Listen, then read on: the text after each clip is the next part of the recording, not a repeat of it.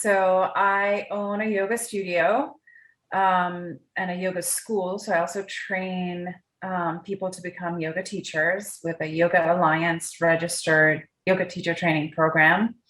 It was, it is again, I don't know for how long, an in-studio physical space.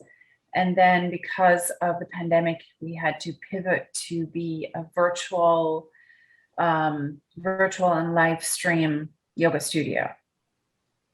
Yeah, that's um that's great. And unfortunately, there was like many others who had to do it the same way.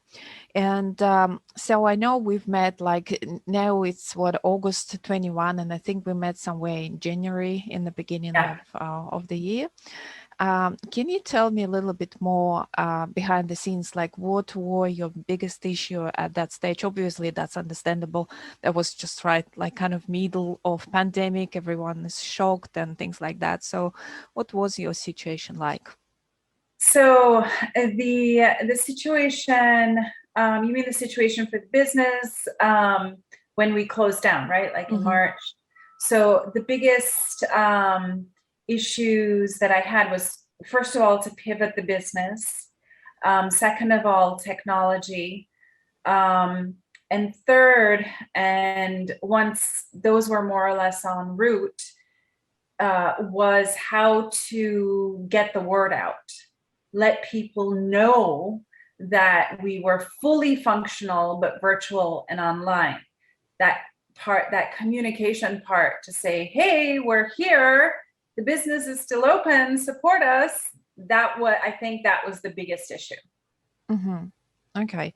And then kind of we came and generally, I remember that we were talking a little bit, deciding on what to promote, and the decision was made to promote the 200-hour teacher training that you've got, and that you have successfully pivoted to do online and do the live trainings.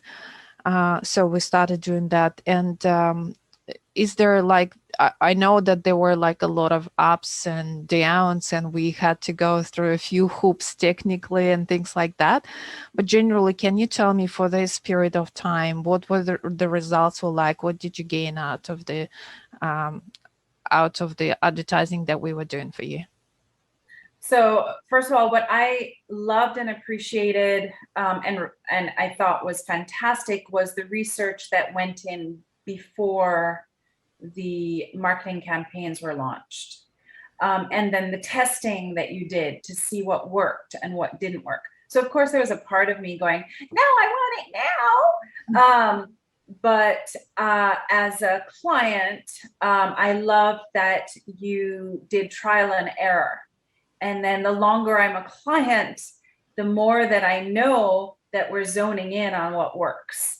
And this is, consistently, since we've developed the strategy together, and you've launched it, and we have consistently had new trainees sign up for the program consistently.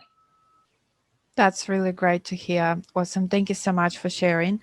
And basically, if like, I know that there are a lot of yoga studios out there that are shocked at this stage, with still like in the recovery mode, still don't understand what they're gonna be doing, and still find really hard to, invest. And it's a considerable investment, right, to make into their studio. What would you say to someone who is like sitting on the fence? Should they do it? Shouldn't they do it? What's your outlook on that? My outlook is, so right now the framework, the framework for my studio right now is that we now have the Delta variant.